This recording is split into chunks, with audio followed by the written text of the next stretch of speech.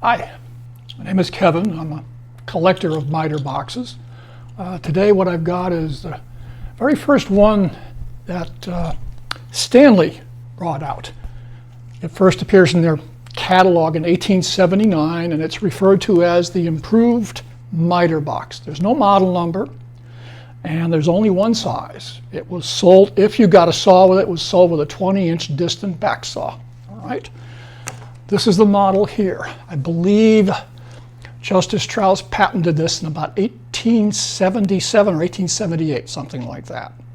What we're going to do today is I've got one apart. I'm going to go through reassembling it and showing you the various features that came with this box. Okay. The parts for a Traut mitre box are pretty straightforward and simple, same as all of the other ones.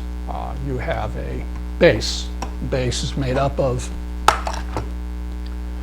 cast iron back and bottom, integral, all one piece, square. You have the usual legs, just screw into the sides, and then the decking material. In the case of the Traut mitre box, it's a little different because there is a metal bracket that works with it, and we'll look at that in a short while. The other parts are the gib arm, or swing arm, whatever you want to call it, which bolts into the back of the box. Your uprights tighten into clamps here. You've got a plunger and a small pin here. That pin engages holes in the quadrant, and these holes are set up to give you not so much degrees, but the number of figures you want on the side of your piece that you're making.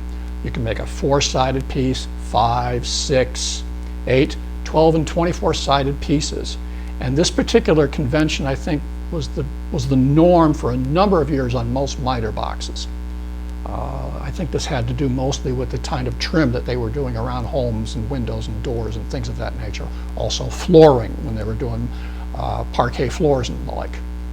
The only other parts that you deal with here are the upright posts, which just have sliding parts on here.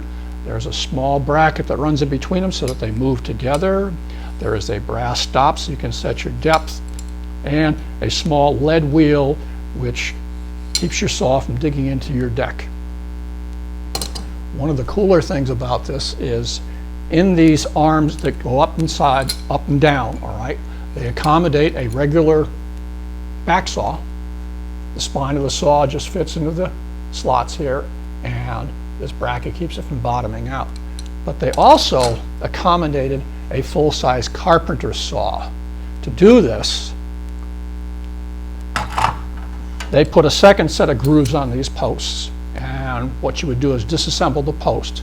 There's a small metal bracket in here that fits in these slots. You'd move it down to these slots on the back post. That allowed you to have pressure on the saw but maintain a level tooth line while you're cutting. So you basically had the front post would sit up a little bit higher, the back post would sit down a lot farther. Okay, we're going to start putting this box back together again.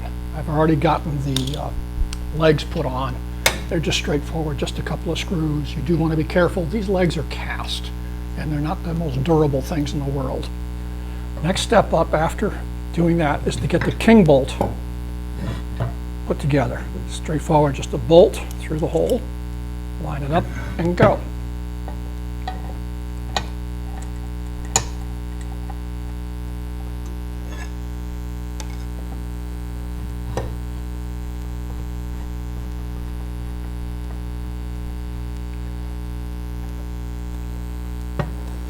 And that's all that takes.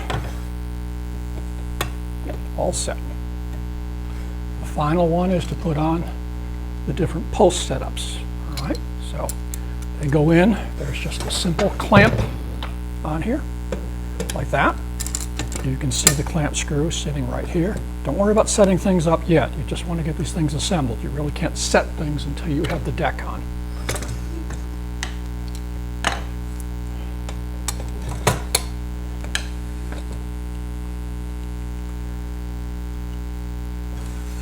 And then finally the deck just goes in with 2 screws.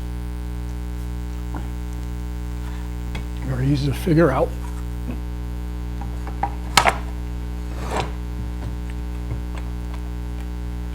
we'll go into setting all this stuff after. Interesting things about this Traut box is the way he set up the deck.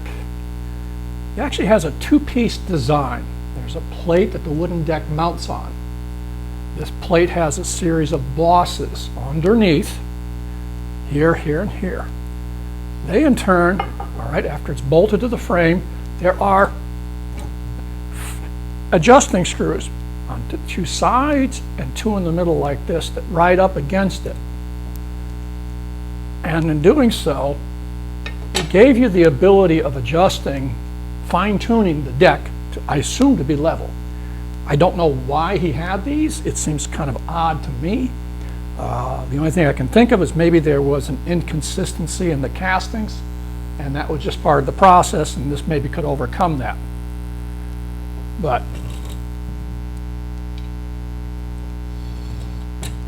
be that as it may,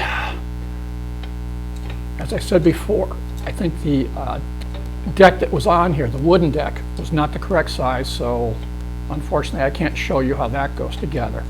I do have a deck from a complete model, which I know is original, and we'll show you how that worked out. But that's all you do to attach this plate is just these two screws go in. They get tightened, and before you tighten them all the way, I guess, you would basically adjust those small screws down below, like these and these, just turning them till you got the deck to be exactly the right level, whatever you want. All right, let's go.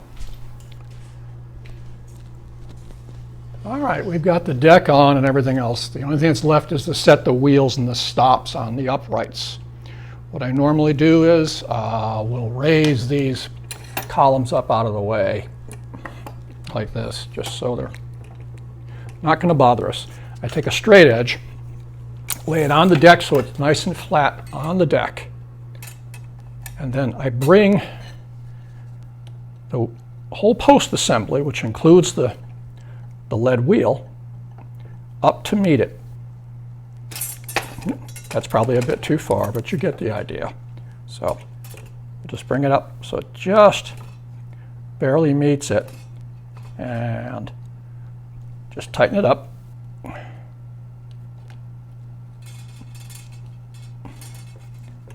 Like this. What will happen now is when you put a saw in, it is not going to grind into the deck. Keep in mind also that when you move the quadrant around, make sure you raise your saw because there is no lift mechanism on here. And so we should be all set at this point with this. It should be fairly close. It might take some fine tuning, but that's pretty much it right there.